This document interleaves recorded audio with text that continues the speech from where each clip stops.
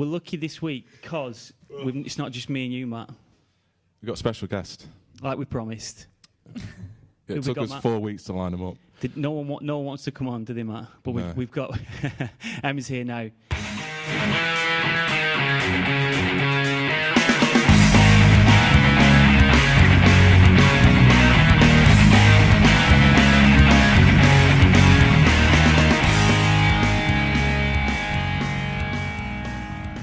Emma, performance nutritionist, welcome to the podcast. Hello, everyone.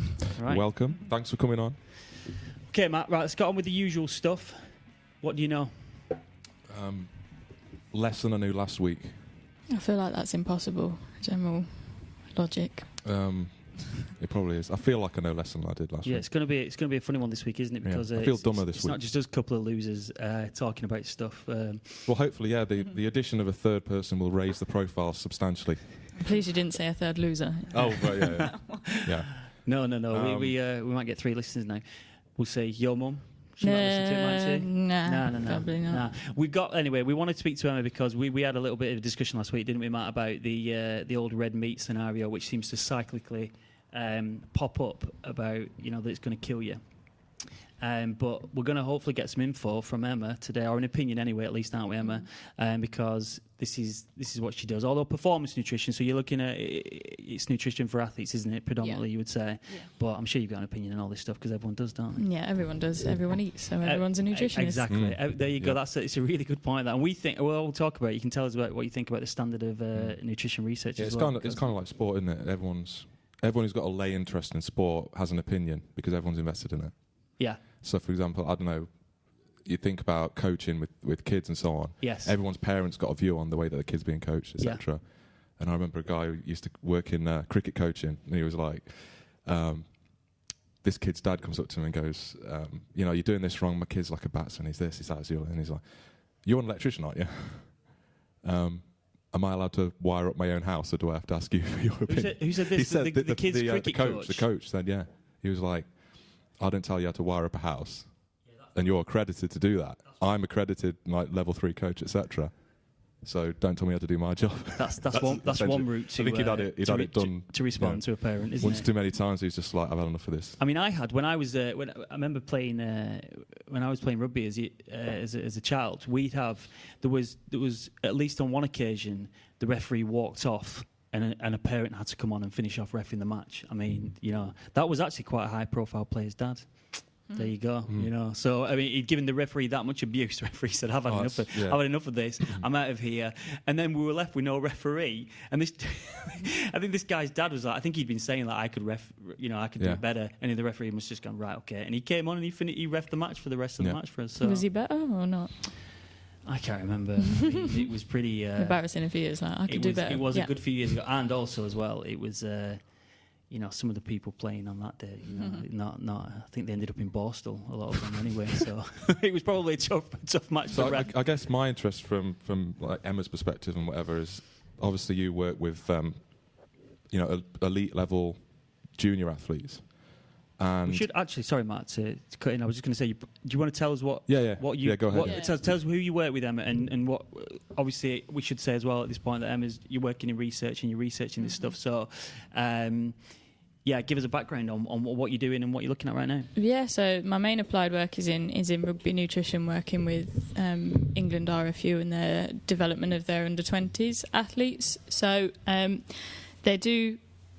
Well, through the time that I've worked with them, they have gone from sort of adolescent athlete through to progressing to senior England kind of players. So it's an interesting transition between kind of working with them as a 17, 18-year-old up to kind of 20, 21-year-old. That's the majority of the work I do kind of most recently, but I've been working across rugby for the last sort of 6 or 7 years now. My main interest is in team sport athletes and working with adolescents predominantly in academy systems. So I've also worked with Leicester City. I was with them for 3 seasons, kind of off the back of a master's work, picked up an internship, and that led to kind of contracted work with them. But across a whole load of different sports as well, so from race walkers to slalom canoe. Yeah. So performance, like you said, performance it's all nutrition. performance related. But because of the academic background I have, that I also kind of have to consider how it applies to the wider population as well. I mean, when you work with athletes, yes, it's all performance, but the underlying principles of health. Yeah. But from the teaching perspective that I do, you kind of have to consider the wider population stuff as well. So yeah. So is there is there some kind of public health involvement or policy type involvement? Does that ever come in, or does that stay quite separate to what you do? From what I practice with elite athletes, it's not necessarily a direct message I give to them, but bearing those kind of some of the principles in mind, it helps, and then it's how you kind of tailor that to whichever athlete you're working with, because they're all completely even in rugby, which is why I like it so much, is because every athlete positionally it's so different.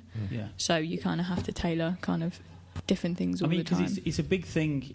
I mean, that's one of several things that's probably altered over the last few years, like 10 to 20 years, obviously, since you've had the advent of professionalism in rugby union. There's a lot more interest, isn't there, in the S&C, and a lot, and probably a lot more of the evidence-based practice and such. Nutrition being one of those things, because as you know, it's probably it's an important thing, isn't it? Do you find? Are you able to? Obviously, your priority will be performance. What do you get? Are you in a situation where you're educating these guys insofar as helping them to sort of look after, to know that what they're doing themselves, or?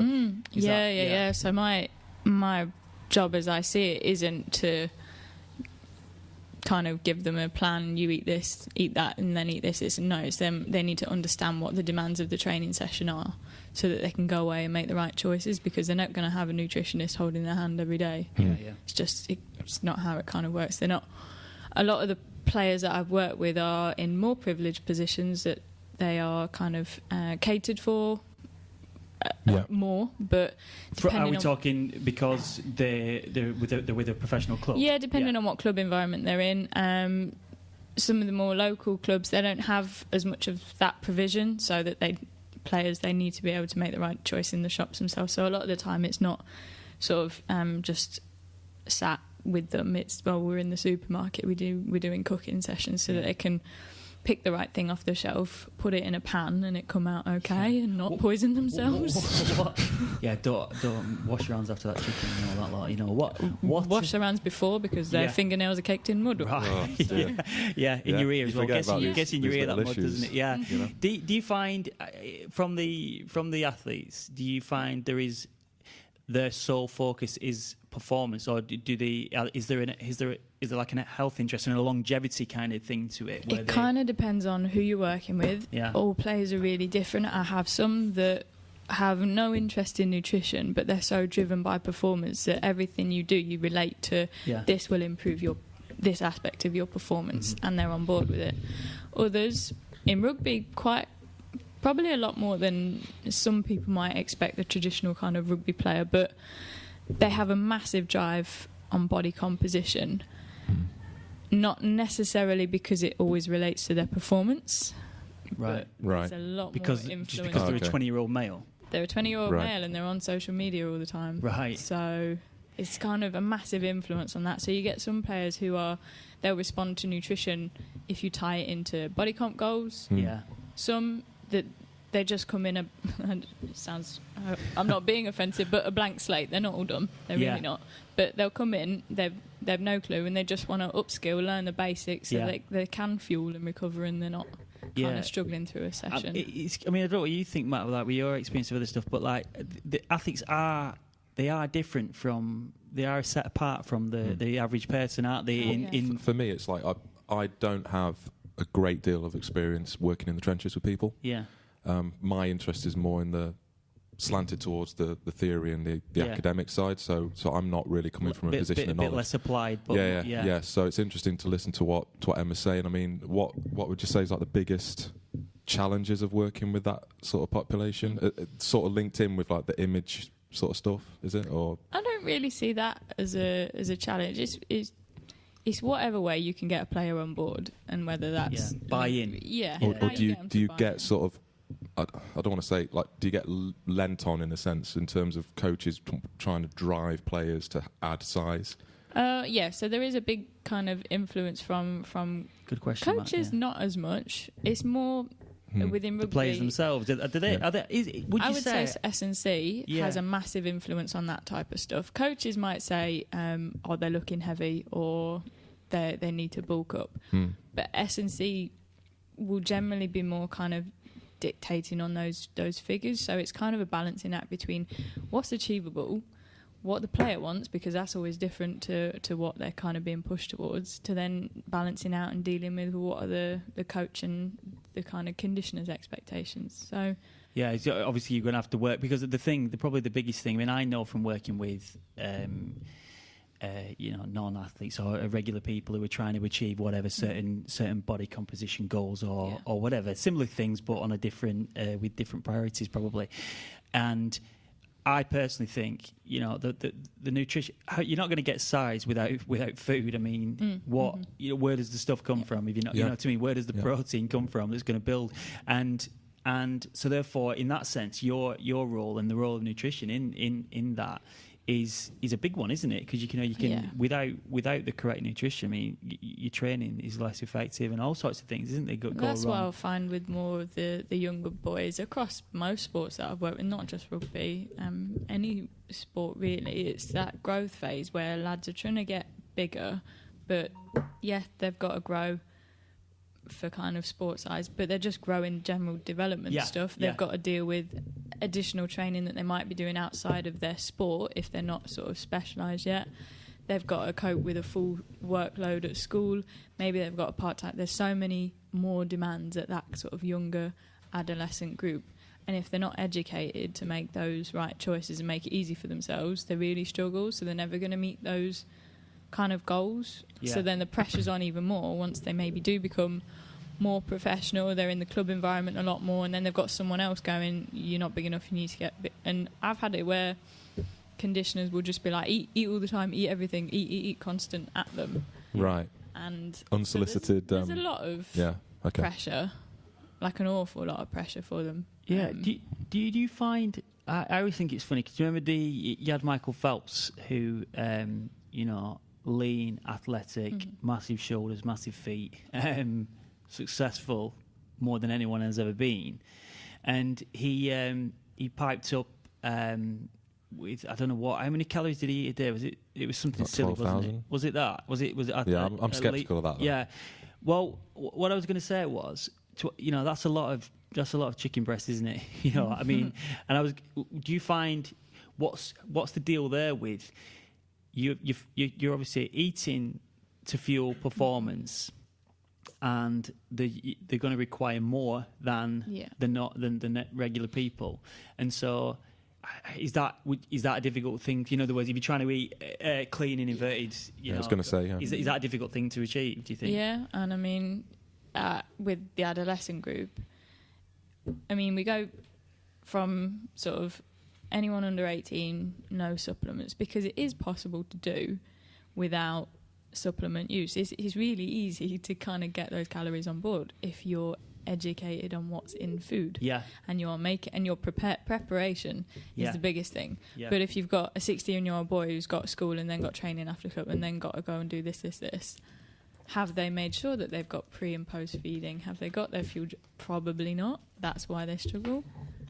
So you're almost giving them like a toolbox, are you, in terms of like things that they can do, and it's their go-to sort of points that you're equipping them with. So you're like facilitating them, not telling them specifically on a day what to do. You're not giving them prescriptive. Yeah, they know plans. what their training session. You can ask. The thing is, when you first start working with an athlete who's not had any kind of nutritional input, they can tell you exactly how many sets, reps, everything like that is involved in a training program. But they can't tell you what they should be doing before and after. So it's just a strategy. It's just, some people call them anchor points, which I quite like that use of, but it's, here's your fueling anchor point because you've got that session. Here's your refuel anchor point. Here's your adapt anchor point. So you just plot them in through the day. It's easy, but it's tricky when you've got so many other things. How do you address meal timings then? Because we know how important that can be. How do you address that within the school framework when they can't eat whenever they want? Yeah, it's tricky. It depends on what kind of school they're at.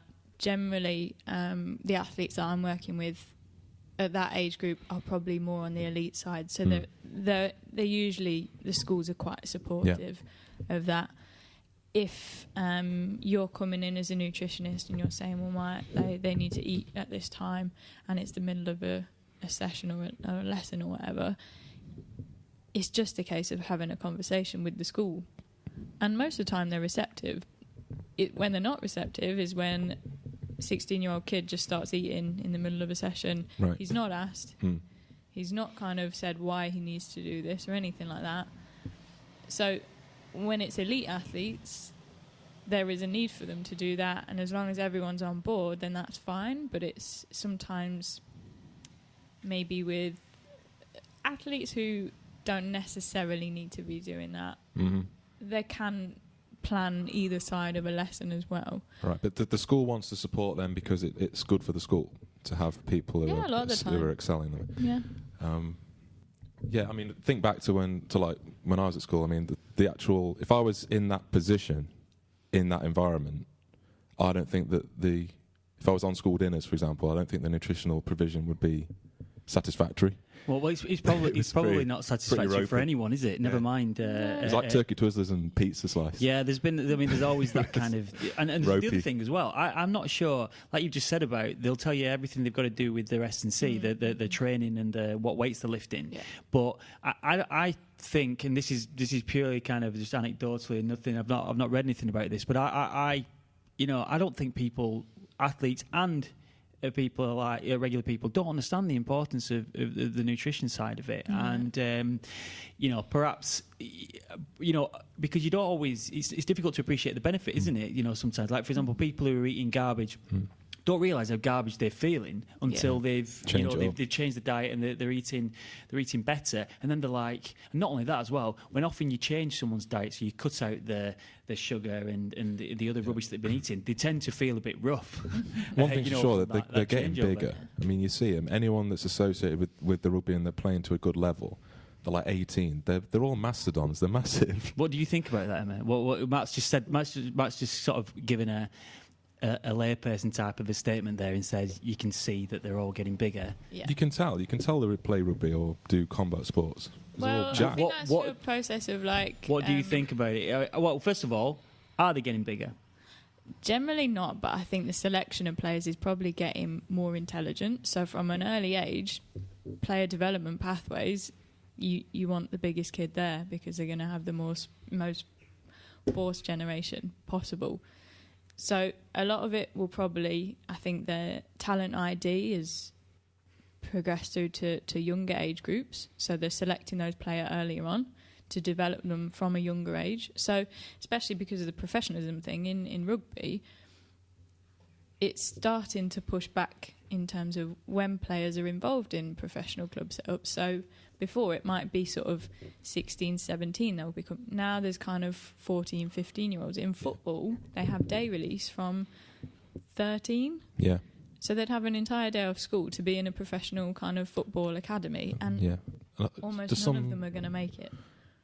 Do some sign contracts from, football? They can do junior contracts from like 9, 10. Yeah, they'll do. The academy system at Leicester, it's a very supportive one, but they go from under 8s and 9s. You're talking about the football or rugby now? Yeah. Leicester football. Right, yeah. So very young system. You're specialising way too early.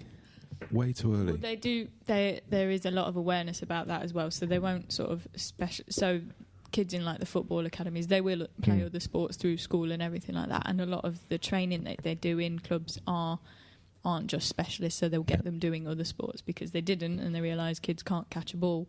Right. They can kick one if you pass it to them. Yeah. We'll talk about that later on. That's been raised before, hasn't it? That the fact that first of all, you sweep up all these kids and get them into the academy, and then it's an absolutely minimal percentage end up progressing. I've been like, where's that player gone? Yeah. Oh, they've been released. I'm like, where they gone to? And they're like, I don't know, I don't care. Yeah.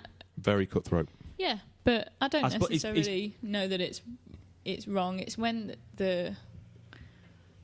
it's when they kind of give the misguided belief to that player. So the player thinks that I will be a professional player, whereas I think they should probably be more open with them. Yeah. This just you've been signed up by us age 10 doesn't mean that you're going to end up in the Premier League in another 8, 9, whatever years' time. And I think that's probably why they do try and make it more fun and across sports. Then it's not as specialised as it was, because I think it probably was worse. It's such a big deal, isn't it? I suppose, though, because literally, if you are that kid and you do, I mean, one good contract as an adult is going to be enough. Do you see a turnaround like I remember hearing, about the NFL? And kids coming through their high school system, where they will pick the kids who are obviously the biggest when they're like 13, 14, whatever. Do you see a switch around where the kids who are more scrawny and less developed biologically, they carry on practicing their skills, and then they catch up and have the growth spurt later on, and they've got the skills, so they're better by late sort of maturation in the late teens? Kev Till's research here looks at player development and talent ID, and I think they are looking more towards not being as cutthroat with it. So I think probably a few years ago that whole perception of players are just getting bigger and bigger and bigger was probably right.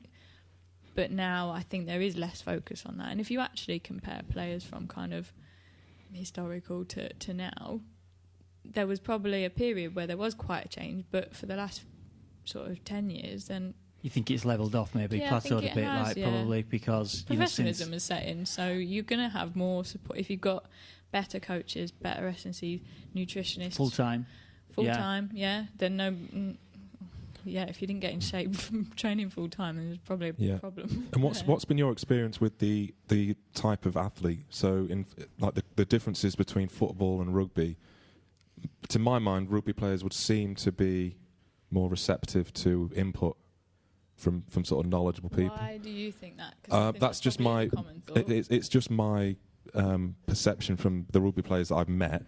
Yeah, I'm not sure. It's funny. My perception, just because I'm on the periphery, I'm not involved in that environment. My perception is that rugby players will do whatever they can to succeed. I think they will put in absolutely. They'll listen to all advice coming from S&C, from nutrition, from whatever, to make themselves the best they can be. Whereas the people I've known who've worked in football have, in my extended network, have said that they won't do weight training if they don't have to. They won't do this. They won't do that, or that it's just harder to get through to them because they earn so much money. Yeah, I mean, Emma will give us her opinion, I think. But I'm not in that environment, so I could be wrong. I am coming from a similar angle to you, other than to say that when I have had experience with every professional athlete I've dealt with, they've all had a similar trait running through them, which has always been, how can I be as good as I can be? With a lot of that stuff. Now, I've not worked in an environment like Emma does, but most of the athletes, rugby, whatever, football, the ones that I've seen have had a bit of a kind of focus and a drive to be, whether that's involved. In other words, listening to what people will say, if that's going to make me better. It feels like. But what do you? Because some things football's done. What do you think, Emma? If they're going to make it as a professional, it's because they got the professional mentality, that sort of thing. So you could stand in, or when I was kind of delivering to say 15, 16 age groups in the football, you can tell which lads are going to make it and which aren't. It's very obvious because they're switched on to what you're saying as a nutritionist, and they don't. Kind of the younger academies, they might not have access to a nutritionist every day. So if they're taking on the information from someone they only see sort of once every 2 weeks, I'll talk to coaches, the other staff kind of involved. I said, they were really good in this session. I really like that kid and that, and they're like, yeah, they're really good. So everyone knows who's going to make it from that sort of. It's like the well-behaved kids at school, isn't it? They're well-behaved for everyone, aren't they? Yeah, I think I've got an example. It's like they engage. I think it's. I've always agreed with the view that it's the work. So whether or not you agree with the Erickson's 10,000 hours rule, I'm sceptical of it. But from my experience in like the cricket environment, like the kids now that currently play for the first class county that I was involved with, there was one lad who was a wicketkeeper who was probably he was playing in the side 2 years above him, but he was tiny. Mm-hmm. He was like 13, 14. He was absolutely tiny. but he actually played by the time he was 15, he played in the second team, like keeping to 80+ mile an hour bowlers and phenomenal. But he was the hardest working player by far from just a layperson just that was involved with the team. He grafted outside of coaching hours. He'd have like 3 training sessions a week or whatever. He'd do so much outside and always badgering the coaches like, can we do a session? Can we do a one-on-one? Yeah. Just the work, and did that for years. And now he's playing. Now he's got first-class contract. Yeah, I think they probably. I mean, I don't know. I remember that. Talking of that, I remember a good many years ago, the amateur side I played at, same as Kevin Sinfield, and you would see him outside of training practicing his kicking. Mm. You know, so and he's probably not a coincidence. You know, most people, you know, they've all got some kind of genetic advantage, haven't they? So I always think about the guys who line up on your 100-metre start line in the Olympics. They're all something different. But what is the thing that separates out the gold from the eighth? Yeah. You know, what is that work? Is that what you know? And this is it's $1 million question, isn't it? You know, everyone wants to know because. But what makes someone hardworking? Is it a genetic trait? I don't know. I mean, what makes me want to work hard in what I do and. You know, other people, I don't know. Well, there's loads of things, isn't there? There could be a drive to remove yourself from a situation you're in, i.e., like you get that, don't you, in with athletes, and that may have limited options elsewhere. Yeah, you see the football or the boxing or the whatever it is, the sport, as that is their route to success in life, isn't it? Yeah. Because maybe they think, you know, it's an interesting conversation because I always wonder with people. With sports that are like particularly hard physically, like say the fighting type sports, your boxing, your MMA, your things like this, would you get punched in the face if you had another option? I don't know. I mean, you know, and so these things, it comes to the crunch, doesn't it? With all these sports where it's hard work, it's uncomfortable.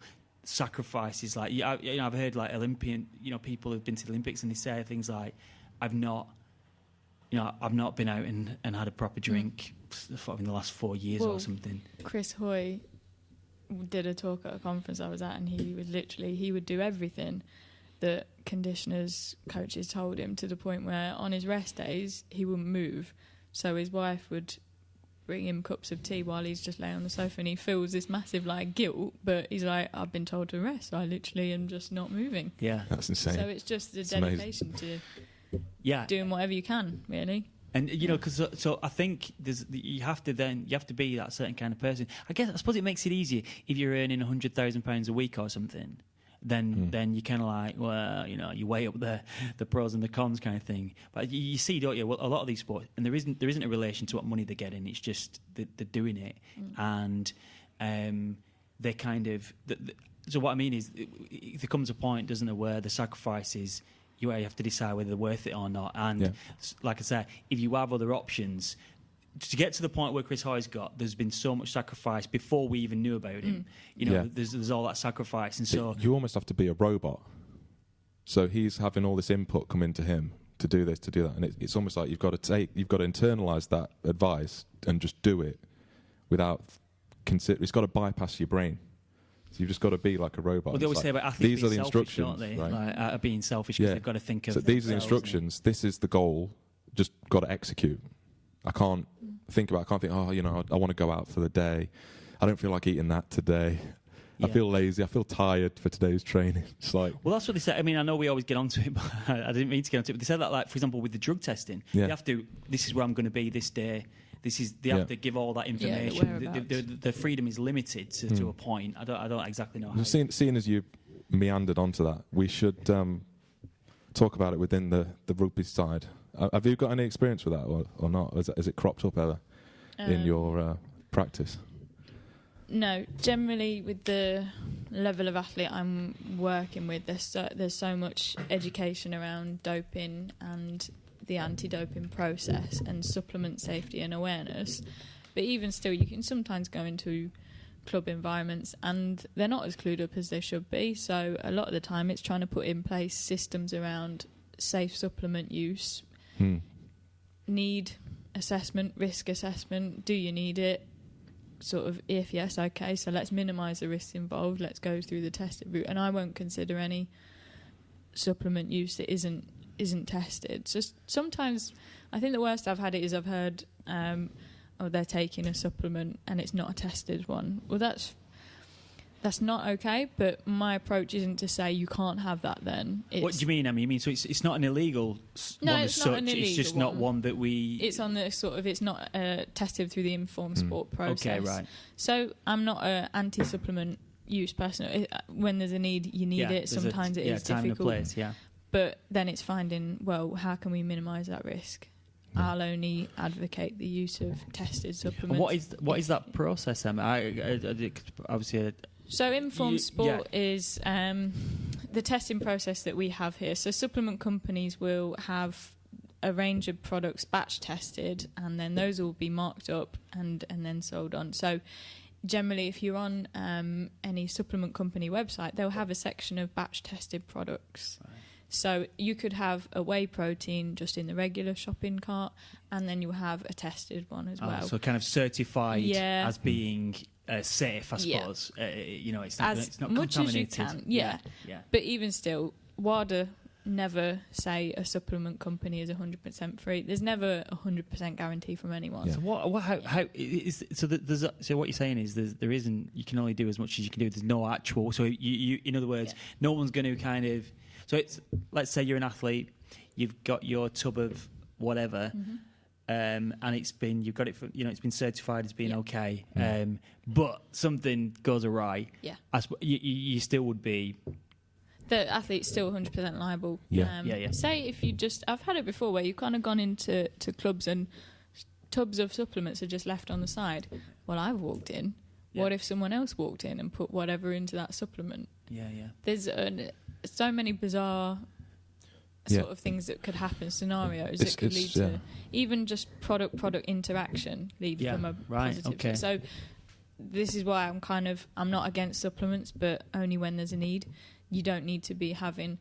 I suppose you're adding unnecessary. So if you've got product A, product B, C, and say A and C interacting. Unfortunately, it's a massive £1 billion industry. And it's not subject to the same oversight as the pharmaceutical industry. No. But if it was, then there'd be less of a problem.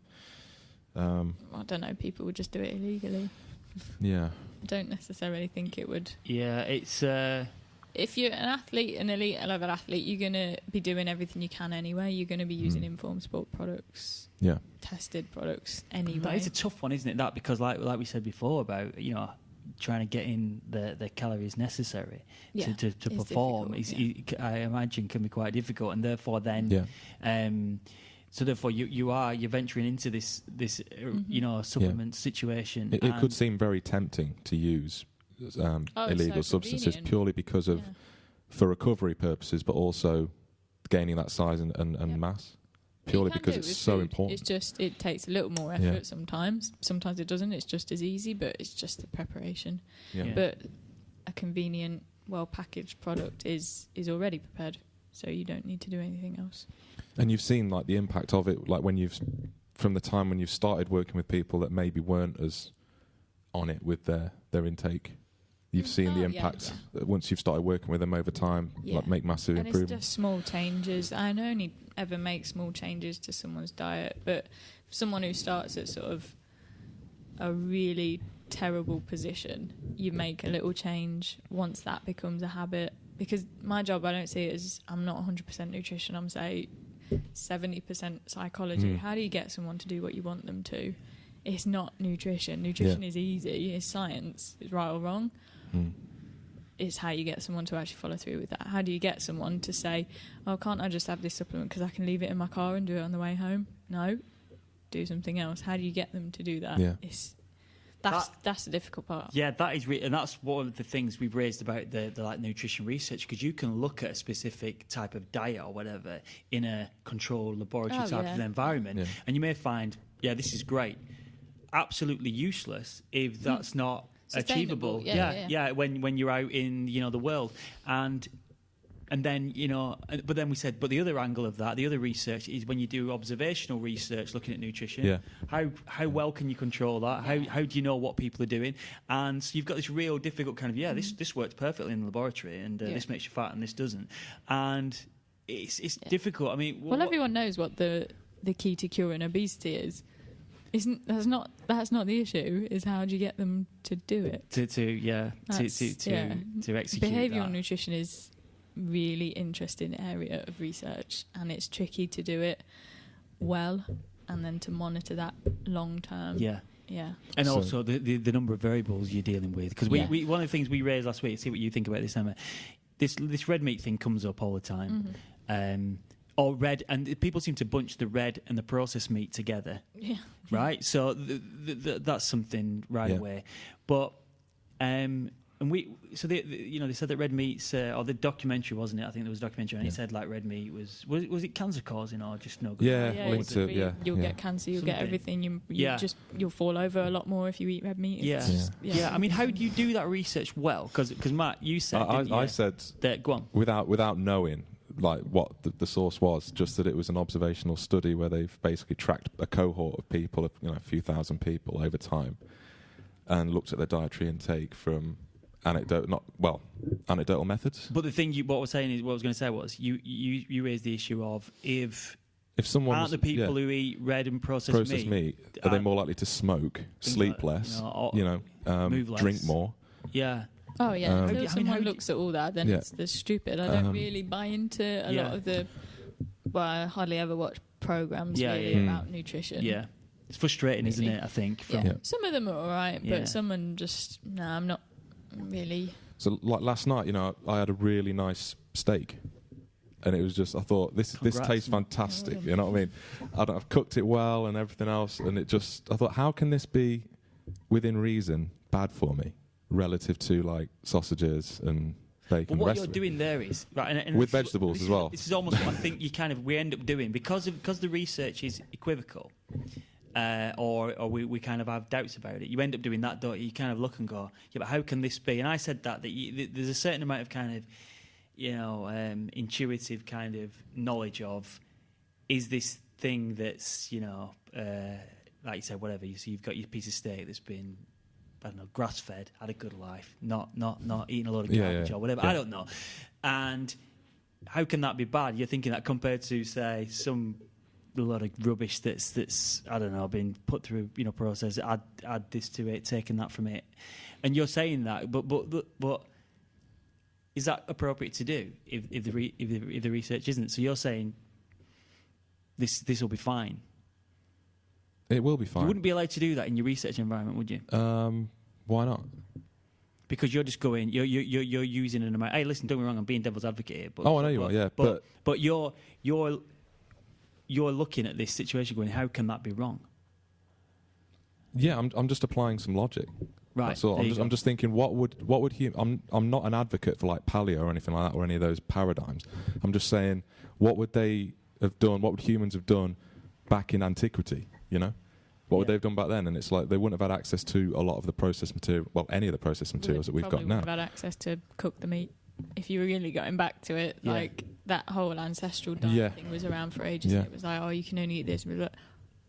That wasn't actually available back in kind of prehistoric times. So it's just a modernisation of. What do you think, Emma? Generally, like if Joe Public says, "What, nutrition is okay?" Then what should I? What, I'm trying to lose this fat, or I'm trying to do this. I bet you probably do get that. I imagine. I get it from taxi drivers, and they're like, "Oh, can you help me?" I'm like, "Is this drive free?" Yeah. No. Right. No. Then I'm just going to look out the window. What do you normally say? Because I think it's I have a foot in this kind of this area, and I've reached a point where I've kind of. It's hard, isn't it? Because people, everyone knows anyway, or they think they do. Sorry, should I say? And you're a bit like, just they want to argue it, and because they've heard, that fat's going to be bad. A vegan tried to have an argument with me about stuff. What's your thoughts about that? What do you think about veganism? I don't really care. I'm really not fussed. I think they're lacking in a lot of aspects of nutrition, but behaviour. Choice. Yeah, I think it's more of a worldview. Yeah. Do what you. So like we were talking. Sorry, we were talking about the sugar tax, weren't we, last week? Yeah. There was a time not that long ago when I would have thought, tax them, tax the corporations, and Well, I mean, put people off buying Coke. This is where we had the bit of a I don't know, disagreement or whatever, where Matt said, I think the sugar tax won't do much. Won't do much. But I do think there's a case for making things that are bad for you and garbage, making them more difficult to get, and make the stuff that we should be eating, the fresh stuff, the vegetables, the things like this, easier to get or cheaper to get. Well, there's a whole it comes down to behavioural stuff. Even in a supermarket, if you walk down the middle of the supermarket, what are you faced with? All the offers. Mm-hmm. The things that supermarkets want you to buy are eye level, because if you have to look up, that's too much effort. If you have to look down for the cheaper alternative or the healthier offer, that's too much effort. It's whatever's eye and arm level. So all that kind of product placement stuff. So it's, again, behavioural stuff. But if you're not aware, then you're just going to go straight through that's 2 for 1 on Twix. And that's the point I'm making. Or the chocolate bars. What you're saying, it should be made more difficult to get and acquire those products. Well, I think it shouldn't be as easy to have the other things. The interest, the financial interest is to sell the rubbish. But there's so many angles to this debate, because you can have 2 aisles of spirits and wine and alcohol, which we can all agree on is a lot more toxic than sugar, can't we? Can we? I was going to say that. There's another. We can argue that. All right, but alcohol is why it's fairly easy over the age of 18 to get alcohol. Yeah, no, agreed, and that's what I've said. I know the point you're making, and I agree with that. In that, it's the example I always use. We all know the debate's closed on whether alcohol's good or bad, right? And yet people still choose to drink alcohol. Yeah, that's absolutely fine, because as an adult we can decide for ourselves what we want to do, right? Fine. But what I'm saying is, like the point Emma's just raised then, is if people are less aware, so all right, we always hear sugar's bad, we hear fat's bad, we hear this is bad, and it just becomes a mist of information, doesn't it? So if you're not really aware, and you're not quite, you're getting on with your life, you're doing this, you're paying the mortgage, and you get those things, and you've not got an awful lot of money, so you get the 2 for 1. But that's the point. And so it makes it, if you make things easier for people to do, they'll do it, won't they? Yeah, I mean, my current view on it. So, like, we put the scenario together last week that it's related to the sugar tax. So, if Ian were to set up a drinks company and he creates a new flavour of soda, like a fizzy drink, that I like, and it's growing, it's big, it sets up as a business in Leeds, and it starts to expand all over the place, franchises it, whatever. So, he's shown some ingenuity in creating a product that people enjoy, and he's making a successful business out of it. If I want to buy a gallon of that drink off him, why should the government come in and stop me, provided I've got a good enough level of education? Well, they're not stopping, they're just... But why should they tax it? That's my view. And honestly, I didn't have that view up until a couple of years ago. I thought, government should step in, protect people from themselves. But if I'm educated on the area and I want to buy as much as I want off you, where does the state come in and interfere it's the same with children, debate? like I said to you, if you offer a child chocolate or broccoli, he's going to go for the chocolate. So we have to, as adults, as parents, you have to protect the child, because the child...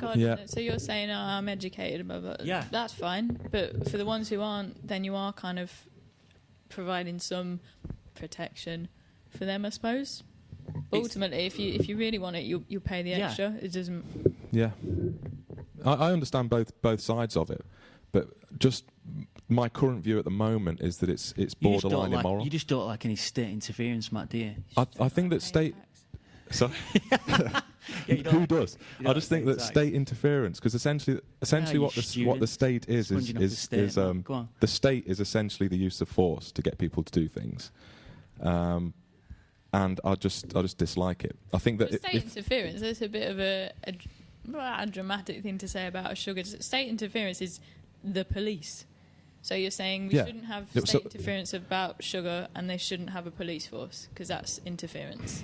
You'd be free as an educated person to know not to shoot someone. Yeah. And smoking, Matt. What about smoking?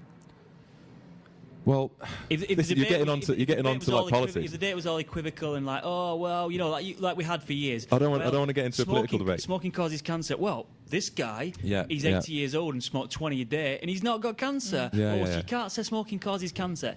you're getting into politics a little bit. I mean, me personally, I regard the use of force against someone else without reason as wrong. So if I tax you, if I'm the government and I tax you, I'm initiating the use of force against you, because if you don't pay that tax, I then come and arrest you. If you resist arrest, I could shoot you or put you in jail or whatever. So I'm using force to manipulate you to do what I want, which I think is immoral. That's the world over. Of course it is. Yeah, I understand. I understand that. That's just my view at the moment. But that's then saying you shouldn't pay tax on anything. You shouldn't. So have access well, to any yeah, services. it's a broader If debate. you're not paying road tax, you can't use a road map. How are you going to get places?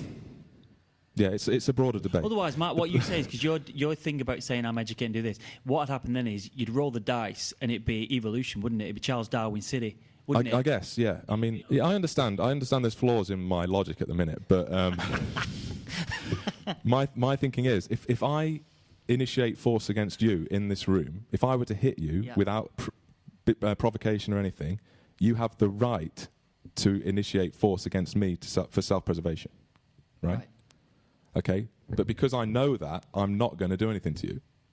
So we're all happy. You shouldn't want to do anything. Well, exactly. But all I'm saying I'm only is, disagreeing with you, Matt. Calm yourself. Fine.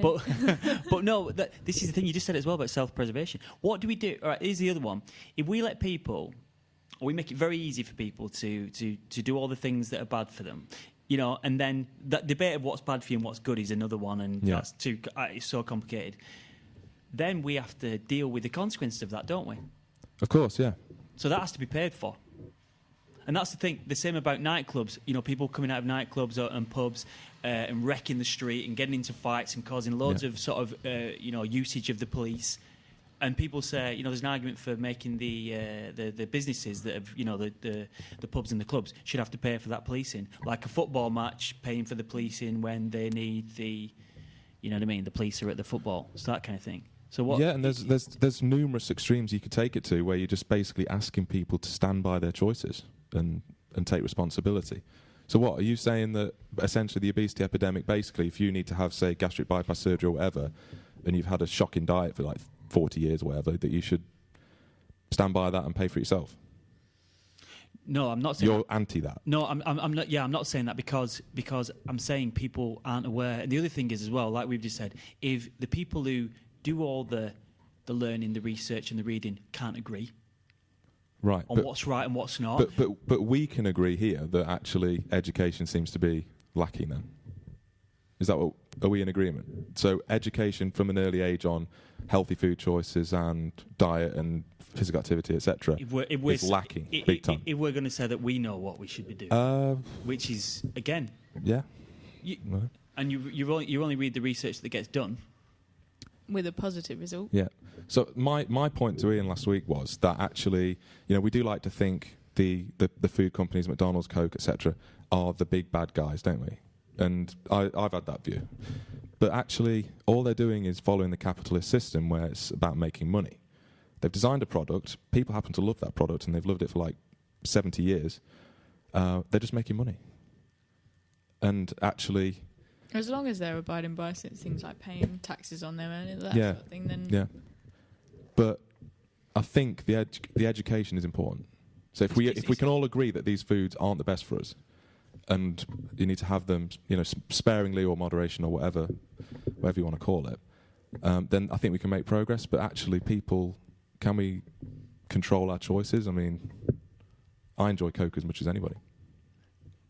No, I mean, the thing is, though, it's whether you're enjoying the Coke, thinking that the Coke is this bad, when in actual fact it's another level above, maybe, or not.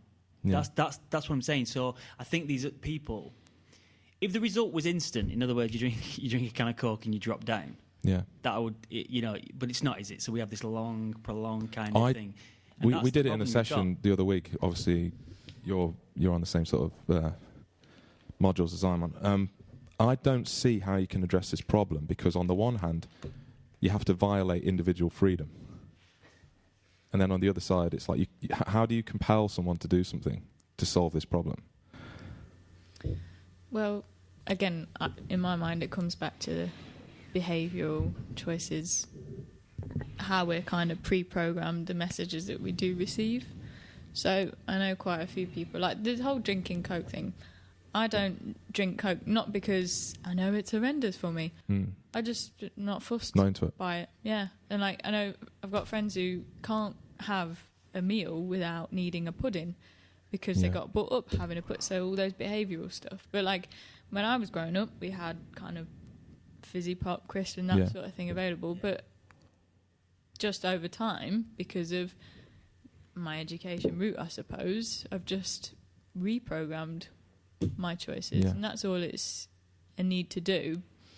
But doing that with an entire population is almost impossible. So what are the things you can control? Sugar tax is one of them. So let's try and make some kind of difference in that sense. It might not change everyone. Anyone who wants the whole it's my choice sort of approach, they're still going to do it. But for some people, they might actually think, price has gone up, don't really need it, won't do it. Yeah. Yeah. And is it or plough it into education and make people allow people to decide? You've always got interested parties, Matt, haven't you? You have, and I'd like to think that everyone could get taught from an early age the principles that we're familiar with. But how do you ensure the education is impartial?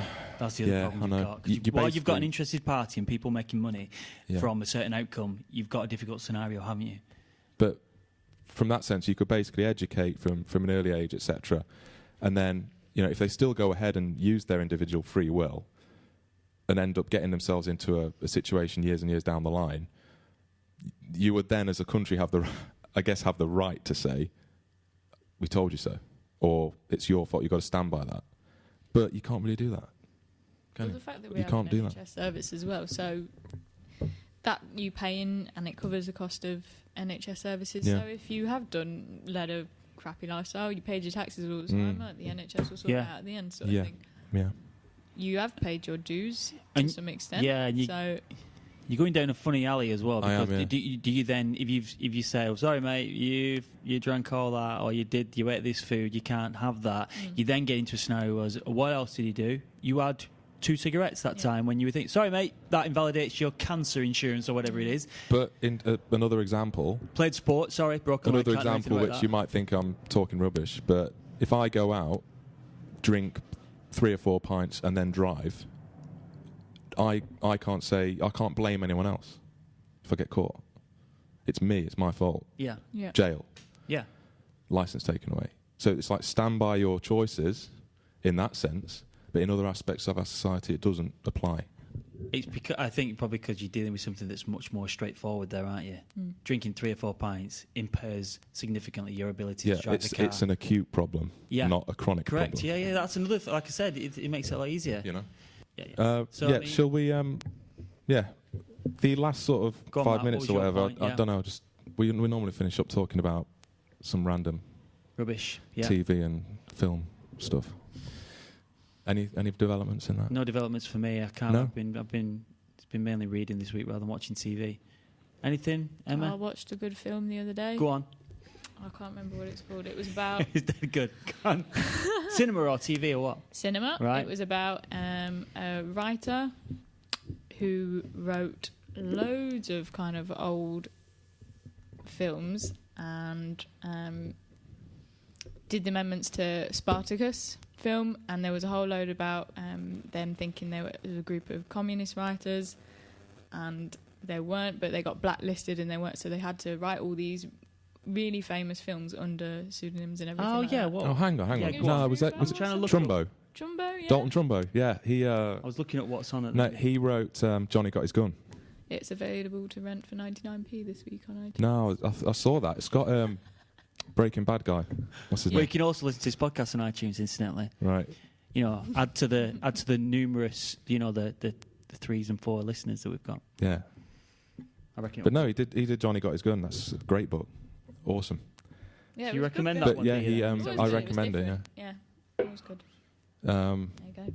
But yeah, that was on. Actually, that started this week. Sorry to think. I've just remembered because you were mentioning about it last week. Westworld started. Got high reviews. Yeah, it was interesting. It looks complicated. I mean, I do like Michael Crichton's work, but I've not been familiar with Westworld. Yeah. Do you know about? Have you seen the first episode or not? Yeah, I saw the first episode. You rate? Yeah, I'd watch another episode. Right. Yeah. Which is always, will they kind of make it ridiculous and so you like Lost or something where you then it's like 20 episodes a series, a series or season as it's called. Yeah, I mean, I want to watch you'd that. have to watch, Man in the High Castle. That was on Amazon Prime. Yeah, that's. I mean, I've got the book and it's like this thick. It's tiny. Yeah, no, and they stretch it out for like 5 seasons. It's like where are you getting the material from? That was like Hobbit, wasn't it? Oh yeah. It's longer than Lord of the Rings, and it's about a quarter of the size. I don't know whether I personally thought Lord of the Rings could have been crammed into one film. Nah. Yeah, I did. No. I did. Nah, a 90-minute one at that instead of 3 No way. 3-hour films or whatever it was. No way. Never mind. And so the Hobbit, I never bothered with the Hobbit. Lord of the Rings could have been longer. I didn't bother with it for a while, and then I did watch it, but And I you had to reckon? do it. I'm a binge watcher, Yeah. so if there's a lead on next story, I can't. Have you got so Netflix? I hate TV series because of that. Because I you want have to sit and watch the all lot. the Yeah, stuff. that- I'm good with films, start, end, time Yeah, done. Yeah. I don't want to have to take a week off work. Yeah. I know this is a What problem because you know happens? what? A lot of things. I don't watch an awful lot of TV, but like you've just said, if someone says this is good, I like to be able to, watch it at my own kind of pace or whatever. So Yeah. in other words, like you just said, you forget what's happened, don't you? And there's like this Westworld now. Got to wait for another week or whatever, and you're like, oh Yeah. man. Yeah. Whereas, and that's the things are being made now, aren't they? Because with an appreciation that people will watch 10 episodes Well, that's in one Orange go. is the New Black. Release all of them at once. Right, so people just Binge watch it. That helped me through my ACL injury. Yeah. My first day after the nerve block was wearing off. I couldn't sleep. I just watched the whole thing through the night. Right. I think my Is eyes exploded. Kate Mulgrew in that? I don't know any names. She was in. I'm watching Star Trek Voyager at the minute. You think I'm a full-on nerd? What do you mean? You mean the series from? The series Star Trek Voyager is on Netflix. I've watched 5 seasons in about 2 months. So when did that stop? See, that's the thing. Well, I can't dedicate that much time. 95 to 2001. I used to so I watch watched that it when I as was a a- kid. I watched and, it Yeah, I as a feel kid, like yeah. I watched it when it was Yeah. on TV. Do you like the nerdy Yeah, stuff? I'm on Emma? season Yeah, 6. does Sound like it's funny. Yeah, so you're into. But Well, I yeah, can't. Yeah. Yeah, so there's Deep Space Nine, Next Generation. yeah. Big Trekkie fan. Well, Star Trek's pretty good because one of the probably reasons for its success is the science is pretty good, isn't it, in Star Trek? Yeah. Yeah, the I used to like Voyager a lot because I don't know. It's always had it's been kind of egalitarian in the sense that Captain it's got Janeway. people from So she's just like a strong feminist character and whatever. Everyone loves a feminist. Yeah. Are you a feminist, Apart Matt? from me. Am I a feminist? Yeah. Boo. I'm not a feminist. Are you Oh not? well, now you've said. What you Now you've said that. No, I'm not. Yeah. What's your thoughts on that, Emma? What do you mean? You Oh, we you- could have another hour talk. Equalist. yeah. Egalitarian. That's Do you what I meant to think say. kind of So what do you mean? Like this kind of I think feminism has become a bit of a dirty word. Bit like people would positive say discrimination feminism and type be of like, oh, feminist, blah, that Yeah. kind of attitude towards it. Whereas I think a lot of people who maybe are vocal about their opinions on feminism and that sort of thing, I think they are moaning about stuff and they're really not got it that bad. yeah. So why not Yeah, campaign for the people who have actually got it quite bad? I'd reiterate that. People have asked me in the past about that, and I've said egalitarian and humanist. Yeah. So it's basically like, regardless of gender, you're sort of the same. to me. You know what the problem is? With all these kind of debates of when you talk about not necessarily minorities because females aren't in the minority, but suppressed groups of people. That's the problem. Because I'm a bit like you. I said I don't care. Like I have a kind of I'll treat someone however, just the same for everyone. If you're an idiot, you're an idiot. Whether you're male, female, whatever, all that kind of stuff. But I suppose there's an amount that I can't appreciate or understand because I'm a white male, and so therefore, because I was talking with someone about this the other day, and there's certain things where I don't feel I have to support a cause because I've not got anything against the cause. You carry on with your thing and I'll carry on with my thing. Yeah. However, that's coming from a background of not having been suppressed, so therefore I can't appreciate it. So in other words, with the women, we know there's been massive inequality, don't we? So then there's this In the kind And I past. think in certain in the past, countries and places, it's still going on. Yeah. Yeah. That is a problem. But I think where in my kind of world, your experience, yeah, we don't have it that bad. Yeah. Like there's a lot of women in academia Yeah. now, more so in whether it's just at our university, but there is a strong female presence. Yeah. I don't see the massive inequalities, Yeah. yet people are still vocal about feminism and blah, blah, blah. Yeah, yeah. It's people moaning and they're on 40k a year. Yeah, yeah. Like, you've really not got Well, it. that's Yeah. quite refreshing, actually, that perspective. I'm not familiar with that. Well, if I go that to a perspective. conference, there's always a push for having sort of female presenters and female speakers at Yeah. conferences. Fine. I want to hear from the best person. I Yeah. don't Yeah, care exactly, whether whether they're it's- male or yeah. female. Yeah, well, it just so happens to be. But you a get male. it I don't quite know a whether lot. that's because I You- work in a rugby environment and it's male kind of majority. Yeah, But yeah. I wouldn't say it's male dominated. So I've never been Yeah. treated with any kind of disrespect as being. If anything, I probably get more respect because I walk Yeah. in. A woman's here. Yeah. I must say, Me pardon my personally, language, Yeah, sort of, yeah, yeah, whereas yeah. I'm probably swearing more than they are. Yeah.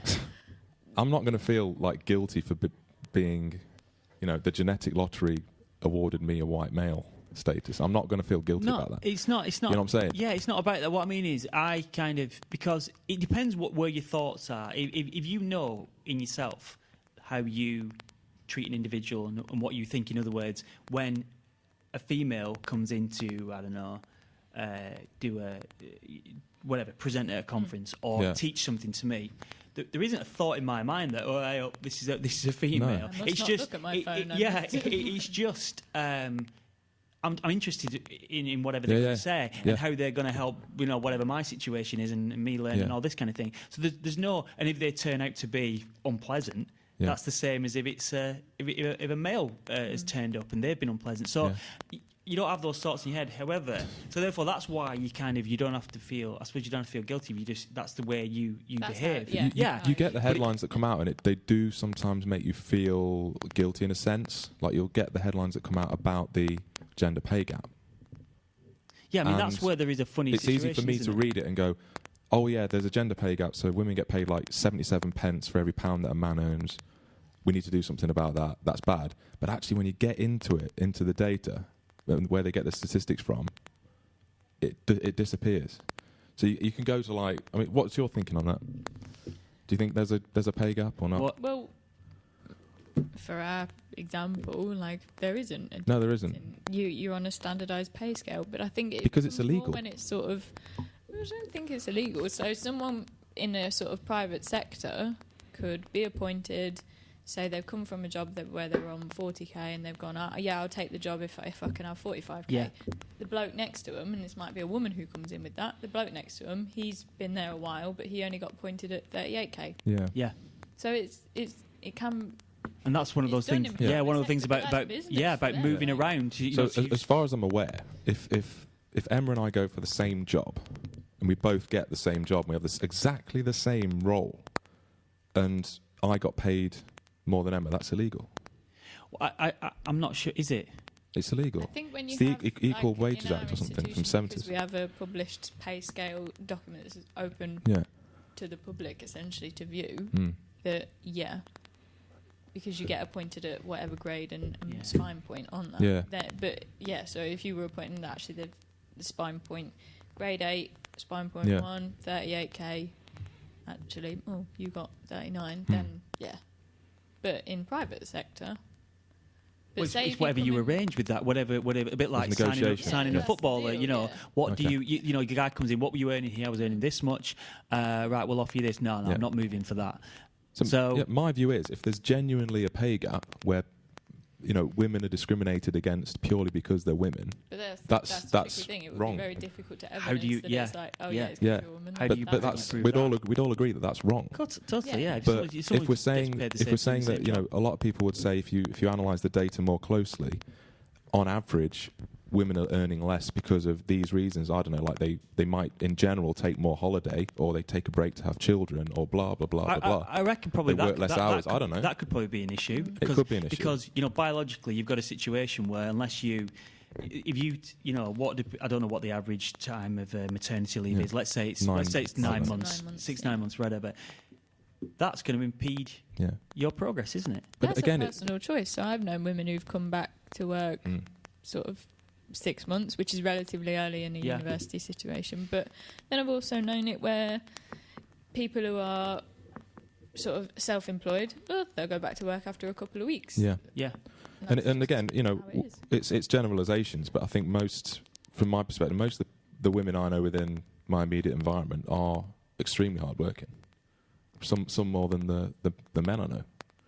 Well, it's just characters. So again, isn't it? You'll get that. you get a lot of this like generalisation. You'll get slack, it's like women on a work front. So that, again, I don't think there's a particular human trait that makes a characteristic that makes women or men work harder than one or the other.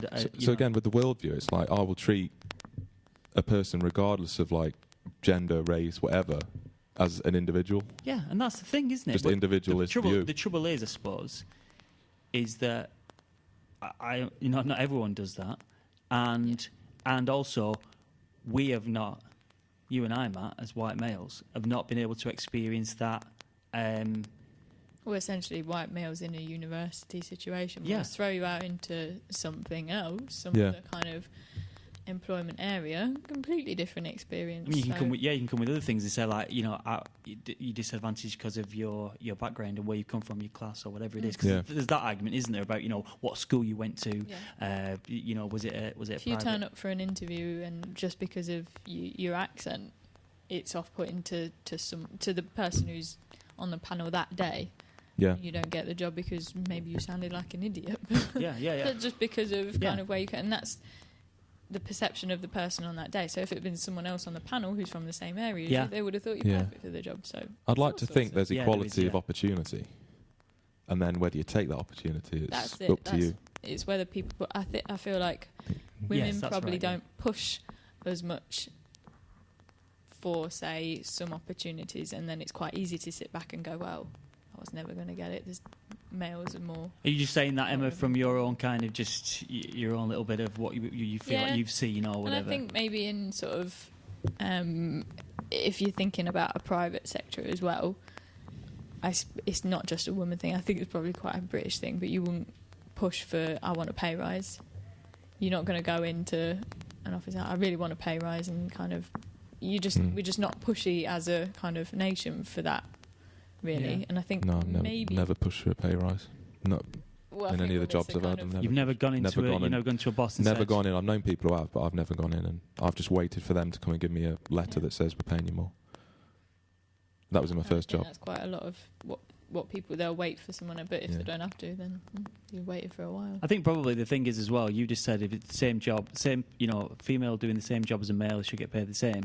The issue probably comes down to, do people appoint the females into those jobs? That's where people get irate. Again, this is a whole new dimension to the debate, because they say on the national scene that not enough women are working in STEM fields, and I can see there is a need there for more women to get into STEM, but I would say only if they want to.